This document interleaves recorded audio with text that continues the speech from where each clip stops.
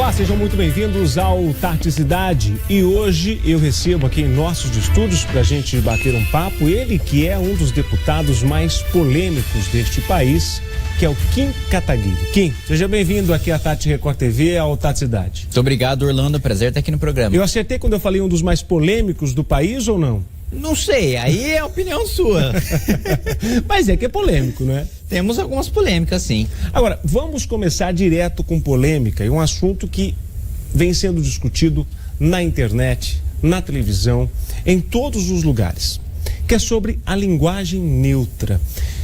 Kim, você tem feito gravações e tem discutido muito isso em Brasília. Qual que é a sua opinião? Eu tenho um projeto de lei que proíbe o uso de linguagem neutra, porque para mim isso é uma insanidade, né? Primeiro que a gente tem, eu sou presidente da Comissão de Educação, 40% das crianças são analfabetas. A gente tem uma comunidade de disléxicos, a gente tem uma comunidade de surdos, de mudos, tem uma dificuldade já gigantesca de se integrarem na sociedade. Colocar a linguagem neutra, assim, goela abaixo, recentemente, né, a professora de português mais antiga do Brasil diz que a linguagem ela se forma naturalmente, e é realidade, né? A linguagem muda, é verdade, só que ela muda pela sociedade e não imposta pelo governo federal, e não de cima para baixo. E mais do que isso, a linguagem neutra, ela já existe. Quando eu digo bom dia a todos, eu incluo as mulheres, eu incluo todas as orientações sexuais, eu incluo todo mundo, porque a nossa língua é latina e o latim prevê essa neutralidade quando eu uso todos. Por que esse todes que vem sendo implantado, e a gente acompanha em Brasília, né? Até mesmo em alguns eventos em Brasília, ministros, pessoas ligadas ao governo têm falado todos, todas e todes. Isso não incomoda vocês lá não em Brasília? Incomoda muito, é uma imposição goela abaixo de uma agenda ideológica, assim, completamente descolada da realidade. É de gente que não tá andando na periferia, né? Por exemplo, outro dia eu tava na cidade de Tiradentes, na cidade de São Paulo, um bairro extremamente pobre. Vai perguntar para um sujeito desse o que ele acha de linguagem neutra. Ele não quer saber de linguagem neutra, ou mesmo outra discussão que tá tendo em Brasília, banheiro trans. Metade da população, 100 milhões de pessoas, sequer tem banheiro. Quanto mais o trans. É verdade. Então, assim, são discussões absolutamente descoladas da realidade. Quando a gente deveria estar realmente discutindo saneamento básico, emprego, renda, né? Como fazer com que o trabalhador volte aí no supermercado e possa comprar comida, coisa que não consegue hoje por causa... O governo gasta demais.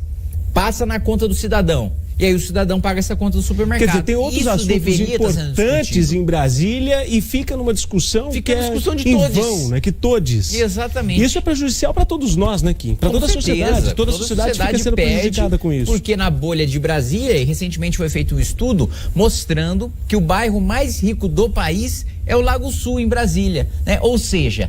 E principalmente o estado de São Paulo é assaltado por Brasília para manter uma elite de funcionalismo público que vive do nosso dinheiro e é mais rico do país. A gente vê muito as esquerdas falando, não, os mais ricos, o mercado financeiro, etc. O bairro mais rico não é a Faria Lima, é o Lago Sul de Brasília, onde estão os funcionários públicos, os ministros, os deputados, os senadores, né? Ou seja, o que a gente vê no nosso país é o governo tirando dinheiro do mais pobre e dando para o mais rico por meio de dinheiro público, né? A gente vê recentemente, teve aumento para o Supremo Tribunal Federal. E aí o Lula diz que não tem dinheiro para reajustar a tabela do imposto de renda. Quem ganha R$ 1.900 vai pagar imposto de renda. Agora, tem R$ 6.000 para cada juiz e para cada promotor dos dezenas de milhares que nós temos no nosso país para dar de aumento. Então, quer dizer, é uma distorção, parece que é uma inversão de valores muito grande que vem acontecendo isso. A sociedade reflete tudo isso, né, Kim? Exatamente. Recentemente o Supremo Tribunal Federal, né, julgou constitucional um juiz poder tirar a sua carteira de motorista, a sua CNH, poder tirar o seu passaporte e o seu direito de prestar concurso público caso você seja um devedor. Imagina, você não pode dirigir porque você está com o nome no Serasa. São 60 milhões de brasileiros que estão devendo. Eles não são criminosos.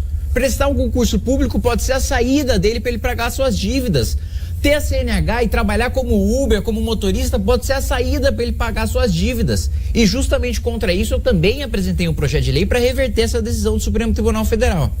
Agora, Kim, o que esperar então diante de tantas polêmicas, o que esperar do governo daqui para frente? O que a população que está nos assistindo agora em casa pode esperar? endividamento, crise econômica, corrupção, né? A gente já viu que a Petrobras anunciou ontem que vai retomar projetos investigados pela Operação Lava Jato, com um rombo de 28 bilhões de reais. Mercadante foi nomeado pelo BNDES. Existe uma coisa chamada Lei das Estatais, né? O que a Lei das Estatais prevê? Você só pode assumir um cargo numa empresa do governo ou numa agência reguladora se você tiver capacidade técnica, se você não for um político, para não ser um carguinho para você encostar alguém, né? E se você tiver experiência profissional. Eles acabaram com a Lei das Estatais para colocar um mercadante, que é um sujeito absolutamente incompetente, no comando de um dos maiores bancos do país. Aí o que eles fizeram? Cortaram 9 linhas de crédito do agronegócio e estão mandando dinheiro para a ditadura que deu calote no Brasil. Quer dizer, é um absurdo atrás do outro. Agora, um projeto seu que vai tramitar ainda, acho que na Câmara, né? Vai tramitar esse ano na Câmara, que é sobre a autoescola, né? Para desburocratizar. Qual que é o objetivo desse projeto, Kim?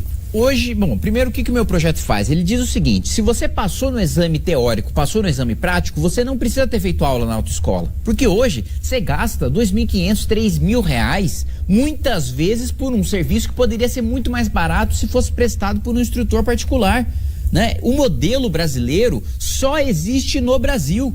Nos Estados Unidos, no Japão, você passou pelo teste, você está habilitado, porque o que importa é mostrar que você tem a capacidade de dirigir. Não interessa como você aprendeu, tem instrutor particular para isso. Agora, existe um lobby gigantesco das autoescolas para manter esse oligopólio, para manter essa cobrança excessiva em cima do consumidor, para ele tirar sua carteira de motorista. São 3 milhões de condutores por ano que a gente forma, né? E que obtém a sua CNH, e a gente sabe da máfia que existe, né? Da venda, da carta, enfim. E tudo isso iria desburocratizar de uma vez por todas. Desburocratizaria esse processo e permitiria que o cidadão tivesse um instrutor particular e que ele pudesse já fazer a prova sem passar pelo processo da autoescola. Agora, quem me diz o seguinte, você pediu para mim que seja intensificado aí, né, uma investigação na compra de imóveis, de imóvel, né, imóveis, não é, sem licitação pelo governo Lula. Que história é essa? O Lula, ele, coitado, tá dizendo que ele é um sem casa. Porque é isso que nós ouvimos aqui quase que todos os dias. Pois é, o Lula tá dizendo por aí, todo dia, em toda entrevista que ele dá, que ele é um sem casa, porque ele não pode assumir, né, o Palácio da Alvorada, porque precisa fazer reforma, porque tem infiltração, é um coitadinho. Tá morando num hotel de luxo. O PT já gastou R$300 mil de dinheiro público do pagador de imposto do mais pobre pro Lula ficar nesse hotel. Ele diz que é um absurdo ele ficar nesse hotel, que ele tá numa situação precária e etc. E aí o que ele fez? Comprou sem licitação móveis com dinheiro público. Por isso, eu, Deltan Dallagnol, outros deputados, acionamos a Controladoria Geral da União para apurar as irregularidades dessa compra. Para o pessoal de casa entender, a compra sem licitação não tem nenhum processo, né? Vai lá, simplesmente compra e acabou. Você compra de quem você quiser. Você pode comprar da empresa de um amigo. Não precisa passar por critério técnico, não precisa ter competição, não precisa ser o mais barato, não precisa ter o melhor custo-benefício. Porque para que serve a licitação? A licitação serve justamente para que com dinheiro público seja comprado aquilo que é mais barato com a melhor qualidade. Se você dispensa a licitação, primeiro, você abre a margem para corrupção, porque você pode comprar de quem você quiser, inclusive de uma empresa de amigo. Segundo, você não garante o melhor preço e a melhor qualidade, que é o zelo pelo dinheiro público que se deveria ter, né? Agora, Kim, vocês também, eu vi isso muito acontecer nas redes sociais, falando sobre a criação do tal do Ministério da Verdade. Explica isso melhor para o pessoal que está acompanhando agora. Exatamente. Bom, um ministério do governo Lula, né, criou uma procuradoria que seria a Procuradoria da Defesa da Democracia, né, que faria a vigilância dos cidadãos que falam sobre políticas públicas do governo, que falam sobre membros do governo. Ou seja, eu apelidei de Ministério da Verdade porque é uma tentativa do governo Lula de censurar críticos e de perseguir adversários políticos. Eu questionei. Essa crítica não é democracia? Eu questionei isso. É democracia, exatamente. Não é exatamente isso. Né? As pessoas públicas, eu sou um deputado, as pessoas têm que ter o direito de me criticar. Eu protocolei recentemente o projeto de lei da liberdade de expressão. para eu poder ser criticado abertamente, mesmo que injustamente até. Porque a população muitas vezes não sabe o que está acontecendo em Brasília, me critica injustamente e tem que ter o direito de criticar, porque eu sou um representante do povo, assim como o presidente da República. Você se colocou nessa situação, né? Você eu é um político, disputei a eleição assim porque eu quis. Lula disputou a eleição porque quis. Agora, usar a Advocacia Geral da União para processar, e aí eles dizem, não, mas é para combater mentira. Aí a Marina Silva vai lá fora, na Europa, e diz que tem 120 milhões de famintos. Lula vai lá e diz que foi golpe. Diz que entregou o país sem fome, quando entregou no governo Dilma com 25 milhões de pessoas famintas. Sabe o que eu fiz? Representei todos eles no Ministério da Verdade deles, para mostrar que eles não vão ser punidos, para mostrar que esse é um instrumento de perseguição política contra os seus adversários, para mostrar a hipocrisia deles. Paralelamente a isso, apresentei um projeto de decreto legislativo que acaba com essa secretaria, que acaba com essa procuradoria, para o cidadão não ser processado quando ele criticar o governo. Kim, já que nós estamos falando aqui para o estado de São Paulo, o que você espera do governo Tarcísio de Freitas? Olha, acho que é um governo que tem tudo para dar certo, é um sujeito técnico. Eu trabalhei durante 2 anos com ele, relatando o licenciamento ambiental. Eu fiz críticas duras a ele durante a campanha, porque quando ele foi ministro da Infraestrutura, São Paulo teve poucos projetos de infraestrutura em comparação com o Norte e com o Nordeste. Mas agora que a prioridade dele é São Paulo, que ele só pode fazer obras em São Paulo e que ele está na administração das obras, principalmente de infraestrutura no estado de São Paulo, eu tive recentemente com ele. Vai sair o trem Intercidades, que é uma coisa que afeta diretamente aqui. Eu nasci em Salto, fui criado em Indaiatuba, né? Trem Intercidades é uma coisa que é muito esperada por todos nós há muito tempo. E vai facilitar a vida de muita gente. Vai facilitar a vida de muita gente, vai ajudar escoamento de produção, enfim, passagem de pessoas, né? Então eu espero que faça um bom governo. Recentemente, o deputado estadual do Movimento Brasil Livre, o Guto Zacarias, foi nomeado vice-líder do governo, justamente para contribuir nesse sentido, e espero que ele faça uma boa gestão.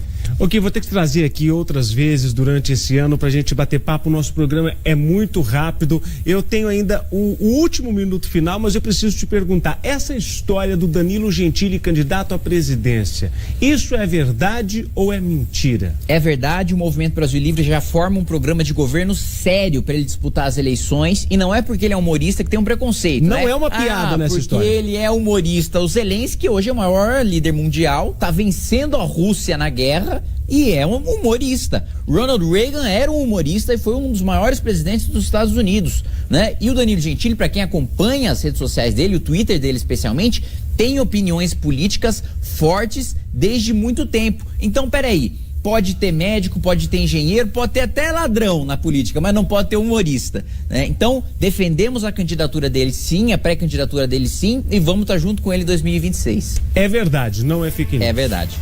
Obrigado, viu, Kim, pela sua participação. Eu que agradeço.